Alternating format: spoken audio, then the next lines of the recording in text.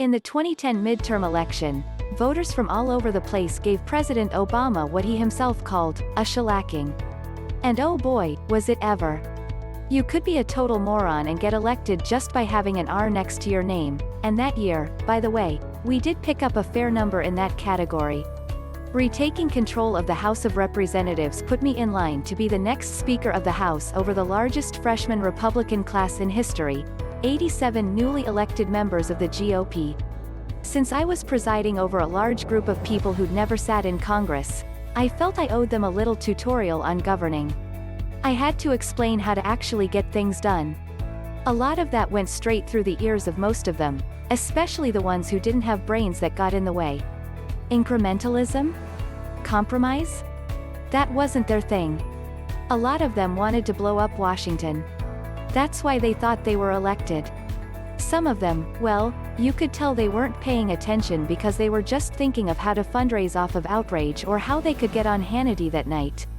Ronald Reagan used to say something to the effect that if I get 80 or 90% of what I want, that's a win. These guys wanted 100% every time. In fact, I don't think that would satisfy them, because they didn't really want legislative victories. They wanted wedge issues and conspiracies and crusades. To them, my talk of trying to get anything done made me a sellout, a dupe of the Democrats, and a traitor. Some of them had me in their sights from day one. They saw me as much of an enemy as the guy in the White House.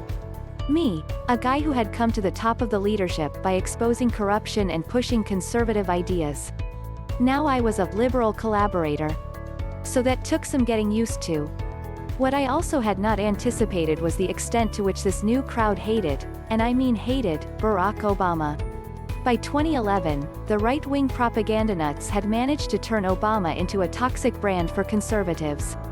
When I was first elected to Congress, we didn't have any propaganda organization for conservatives, except maybe a magazine or two like National Review. The only people who used the internet were some geeks in Palo Alto. There was no Drudge Report. No Breitbart. No kooks on YouTube spreading dangerous nonsense like they did every day about Obama. He's a secret Muslim. And of course the truly nutty business about his birth certificate.